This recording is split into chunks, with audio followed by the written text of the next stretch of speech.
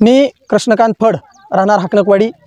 आज बैलपोळ्याच्या निमित्तानं आम्ही तंड्याकडे निघालेला असताना तंड्यातल्या सर्व नागरिकांनी गावामध्ये येऊन त्यांची अडचण परिस्थिती मांडण्याचा प्रयत्न केला।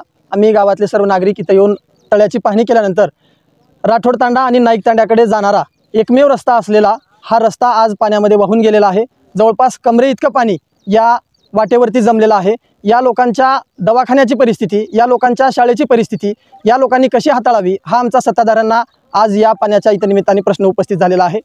इथं असे कित्येक केसेस आहेत ज्यांना दवाखान्याच्या परिस्थितीनिमित्त आम्हाला जीव गमवावा लागलेला आहे आणि ही परिस्थिती जवळपास मागचे 30 ते 35 वर्ष झालं आमच्या पदरात पडलेली आहे। आणि हा रस्ता मागच्या उन्हाळ्यामध्ये झालेला आहे। माझा ग्रामपंचायत कार्यालय हाकणकवाडीला प्रश्न आहे की हा रस्ता उन्हाळ्यामध्ये तयार होऊन पावसाळ्यामध्ये ह्याची जर ही परिस्थिती झालेली असेल तर हे काम अतिशय निकृष्ट दर्जाचं झालेलं आहे असं माझं स्पष्ट म्हणणं आहे।